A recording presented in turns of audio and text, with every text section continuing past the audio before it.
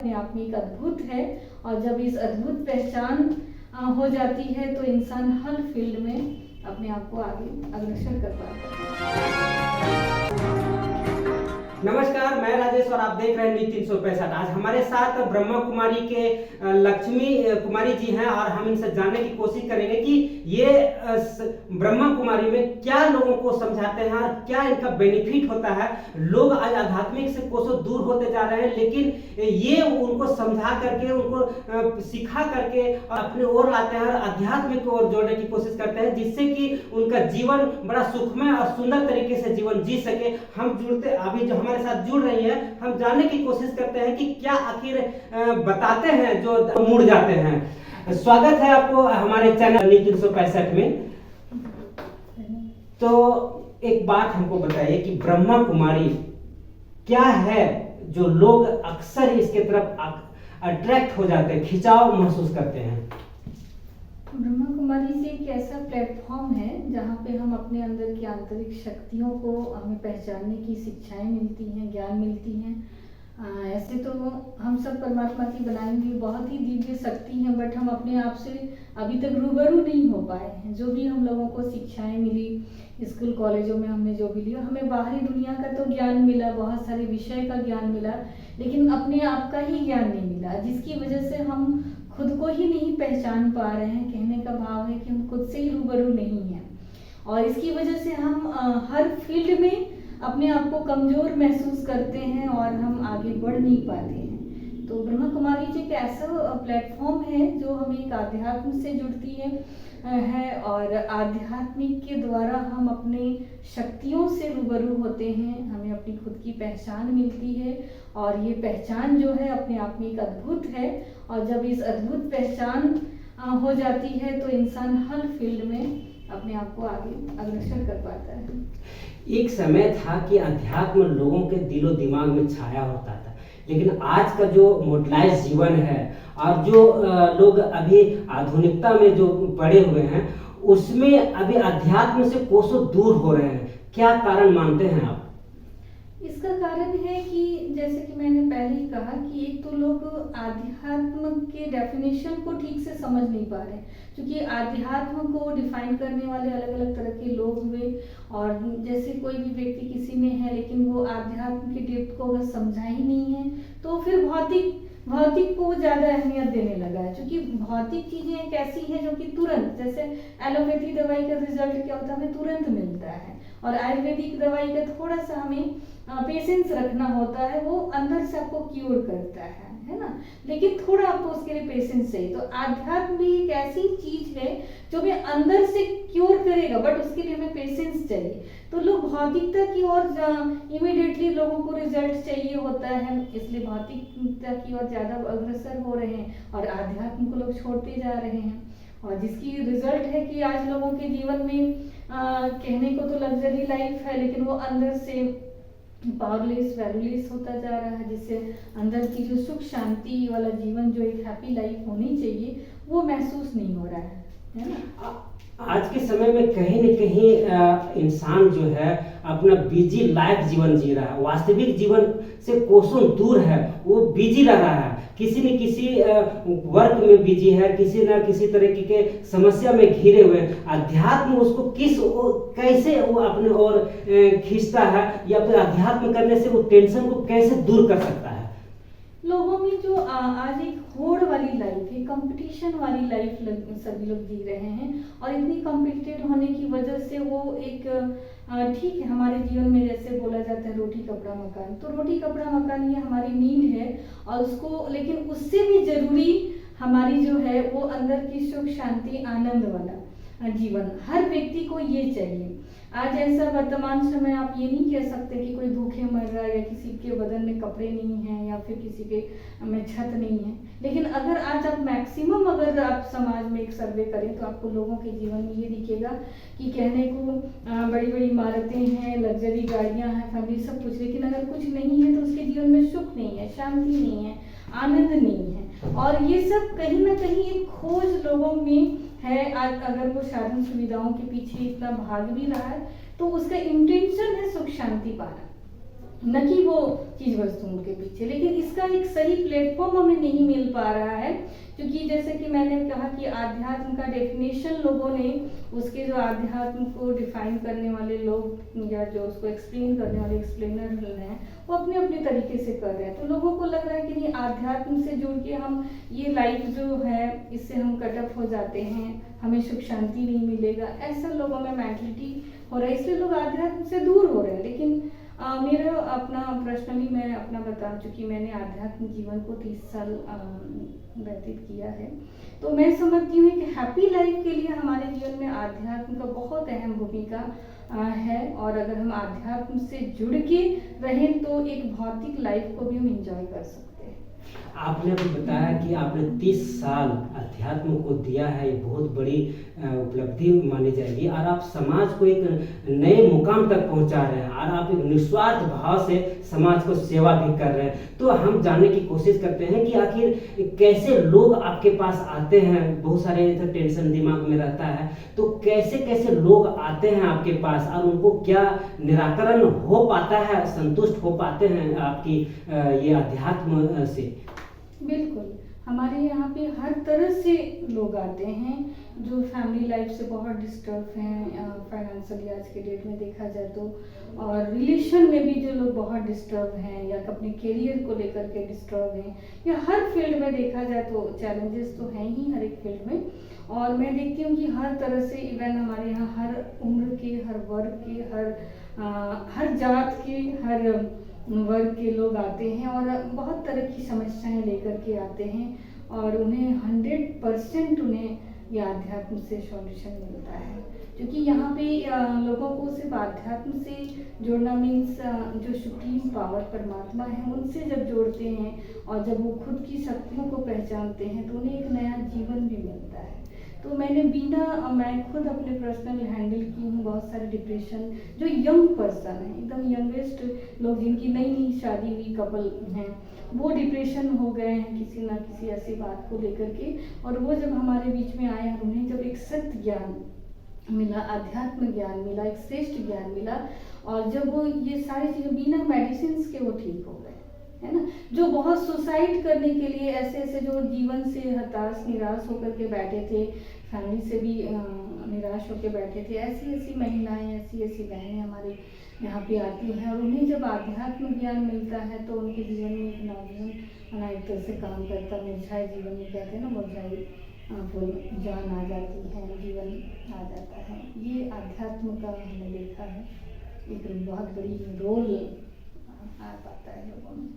अभी बड़े तो बड़े, नौजवान तो नौजवान, लेकिन काफ़ी हम लोग देखे हैं या समाज में ऐसा होता है कि बच्चे लोग भी डिप्रेशन हो जाते हैं। संस्कार नाम का चीज़ नहीं है, क्योंकि आज बड़बोली में और अपने लग्जरी जीवन जीने के चक्कर में जो वास्तविक शांति जीवन है वो खो जाते हैं। तो बच्चे भी उसी लाइन में ढल जाते हैं, और उनको भी डिप्रेशन, टेंशन, परेशानी होता है। तो क्या ये अध्यात्म जो है बच्चों में संस्कार और वो डिप्रेशन की जो व्यवस्था है, क्या उसको भी दूर किया जा सकता है? बिल्कुल, क्योंकि आध्यात्म हमें एक सकारात्मक सोच डेवलप करता है हमारे अंदर। और जितना भी आजकल के बच्चे इतना ज़्यादा अगर नेगेटिव हो रहे हैं अपने करियर को लेकर के, पढ़ाई की वजह से इतनी ज़्यादा कंपटीशन है, और उसका कारण है नेगेटिव थॉट्स और नेगेटिव इन्वायरमेंट, टोटली देखा जाए तो नेगेटिव है। और जितने भी जैसे सुसाइड का भी हमने देखा कि कोटा यूनिवर्सिटी के इतने सारे सुसाइड के केस आ रहे हैं।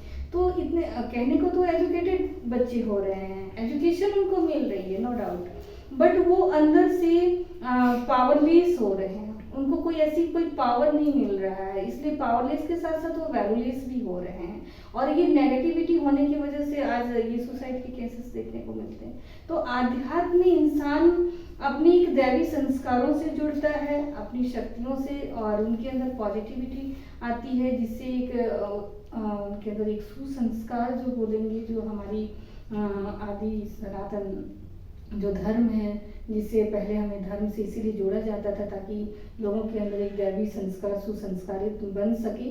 क्योंकि एक हैप्पी लाइफ हमारे अंदर तभी हो सकता है जब हम सुसंस्कारित बनेंगे, और सुसंस्कारित के लिए हमें एक आध्यात्म एक बहुत अच्छा प्लेटफॉर्म है।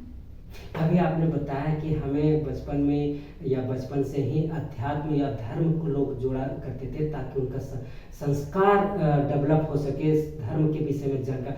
धर्म कहाँ तक सहयोग करता है जीवन में, इंसानों को जीवन में जीने की कला जो है वो कहाँ तक प्रभावित करता है? धर्म हमें धर्म मीन्स मैं बोलूँगी कोई पर्टिकुलर कोई मूर्ति पूजा नहीं है, ठीक है, वो एक अलग चीज़ें हैं। लेकिन धर्म मीन्स हमारे कैरेक्टर, हमारी धारणाएं जिसको हम कहते हैं, हमारे संस्कार सीधे वो धारणा से जुड़ती हैं। तो धर्म हमें, और यहाँ पे हम ये कह सकते हैं कि परमात्मा सुप्रीम सोल जिसको हम गॉड, ईश्वर, अल्लाह, परमात्मा, खुदा के रूप में जान करते हैं। तो जब हमारे जीवन में जब परमात्मा की शक्ति शामिल हो जाती है तो हर कार्य में, जैसे कहते हैं ना, एक सपोर्ट हमें मिल जाता है, हर तरह से सपोर्ट मिल जाता है, तो हमारे जीवन को बहुत आसान कर देता है ये। तो एक पावर से जुड़ जाते हैं, जैसे आप मोबाइल यूज़ करते हैं वो डिस्चार्ज हो जाता है, लेकिन उसको जब आप पावर पे कनेक्ट करते हैं तो उसको एक सपोर्ट मिल रहा है, वो पावर का सपोर्ट। तो जब पावर का सपोर्ट मिलता है तो वो उसके सारे फंक्शन वो बहुत अच्छे से काम करते हैं। तो ऐसे ही हमारे जीवन में भी धर्म हमारे बहुत बड़ा सपोर्ट का काम है, क्योंकि धर्म मीन्स मैंने कहा सुप्रीम सोल से जुड़ना, कनेक्ट होना। तो जब हम परमात्मा से जुड़ते हैं तो हमारे जीवन में बहुत बड़ा सपोर्ट हमें मिलता है, तो हमारे जीवन की जो भी फंक्शन है उसमें हम बहुत अच्छा एक परफॉर्म कर सकते हैं। जैसे हम लोग जानते हैं कि कोई भी विकास कोई करता है तो कुछ न कुछ ह्रास होता है। जैसे हमारे जीवन में जब हम आदिम काल में थे तो हम एक बंदर के रूप में लोग मानते हैं कि हम लोग बंदर के रूप में थे। जैसे जैसे विकास हुआ तो इनकी डेवलपमेंट हुई, तो क्या उस समय का अभी जो व्यवहार और अभी का जो इंसानों में जो व्यवहार है कितना डिफरेंस मानते हैं आप? बहुत अंतर आ गया है, बहुत अंतर, जमीन और आसमान का। और ये अंतर है कि अपनी पहचान की वजह से जब इंसान अपनी वास्तविकता से रूबरू हो जाता है तो उसके अंदर परिवर्तन आना निश्चय। निश्चित। तो परिवर्तन अभी जो लग्जरी गाड़ी, जैसे आप अभी बता रहे, भौतिक जो सुख सुविधा है या फिर जो हम अपने अंदर का जो लालसा लेकर के बैठे हुए हैं कि हमारे साथ ऐसा होना चाहिए वैसा होना चाहिए, उस समय क्या इस तरह का सोच लोग रखते थे? बिल्कुल, लेकिन हाँ, माइंड इतना डेवलप नहीं था, तो बहुत सीमित उनकी सोच थी, ये कह सकते हैं हम सभी कि बहुत ही सीमित सोच थी, और जिसकी वजह से वो इतना ब्रॉड होकर नहीं सोच पाए। लेकिन आज के देखा जाए तो आज बहुत लोग मेंटली बहुत ब्रॉडली सोचते हैं हर चीज़ में, और जिसकी वजह से जो पहले की अपेक्षा अभी का बहुत जमीन और आसमान का फर्क है, वो तो हम सभी प्रैक्टिकल में देख रहे हैं। आप भी एक महिला हैं और महिला से बहुत ही घुल मिल करके लोग बात करते हैं, क्योंकि महिलाओं का दुख दर्द जो होता है महिलाएं बहुत भली भांति समझ पाती हैं। तो कैसे, मतलब कितने ऐसे लोग आते होंगे आपके पास, तो बहुत तरीके के समस्याएं से घिरी होती हैं, तो कैसे उनको आप हैंडल करती हैं उस समस्याओं से निकालने के लिए? सबसे पहले एक महिला होने के कारण मैं महिला की जो फीलिंग होती है, उसकी जो भावनाएं हैं या उसकी जो इच्छाएं हैं, उसकी जो तमन्नाएं, उसकी नीड है, जो भी मैंने फिजिकली मेंटली जो भी, तो उस चीज़ को मैं समझ पाती हूँ। और जब समझ पाती हूँ, जब कोई भी डॉक्टर के पास ही जाते, जब बीमारी पकड़ में आ जाती है तो उसका ट्रीटमेंट बहुत ईजी हो जाता है। तो ऐसे जब सामने वाला का जब हर चीज़ को जब मैं समझ लेती हूँ तो मुझे उनका निदान, उनका समस्या का समाधान करना मेरे लिए आसान हो जाता है। लास्ट सवाल, हम ज़्यादा आपका समय नहीं ले पाएंगे, लेकिन एक सवाल और हम पूछना चाहते हैं कि जैसे अभी का समय में जो महिलाओं बच्चों के साथ जो हो रहा है, समाज में जो घटित घटनाओं, जैसे बलात्कार हो गया, अपराध, बहुत तरीके ऐसी घटनाएं घट रही हैं, तो क्या लगता है कि ऐसे कैसे लोग, किस तरह के लोग समाज में इस तरह के हैवानियत का जो खेल खेलते हैं उनको कैसे ट्रीटमेंट किया जाए या कैसे उनको सुधारने का कोई अध्यात्म में से कुछ ऐसी व्यवस्था है?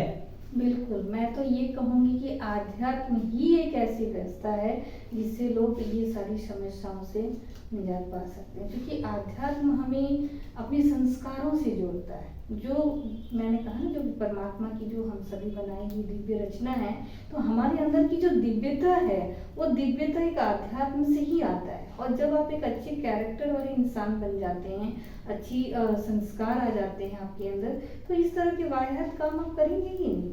इसीलिए हमारे पूर्वजों ने हमें संस्कार पे बहुत पहले ध्यान दिया जाता था कि हमारे बाल बच्चों को हम उनकी ज़रूरत की चीज़ों के साथ साथ, उनकी पढ़ाई के साथ साथ उनको अच्छी संस्कार दे सके। और ये अच्छी संस्कार देने की वजह से आप अगर आज से हम मुझे लगता है 50 इयर्स बैक जाएं, तो आपको इस तरह की वायरस घटना बहुत रेयर हमें सुनने को मिलता था, लेकिन आज तो बिल्कुल ये कॉमन हो गया, जो कि रोज ही हमें ये सब केस हो। इसका मुख्य कारण है कि आजकल के जो पेरेंट्स भी होते हैं या जो शिक्षा पद्धति है हमारी, वो कहीं ना कहीं बच्चों को बस एजुकेटेड तो कर रहा है, शिक्षा दे रहा है, लेकिन वो सिर्फ पढ़ लिख के आपको पैसे कमाना है, एक सक्सेस इंसान बनना है, लेकिन एक चरित्रवान और गुणवान बनना है, ये हमें कोई नहीं प्रेरित इसके लिए नहीं कर रहा है। और जिसकी वजह से आज इस तरह की घटनाएं मतलब हो रहा है।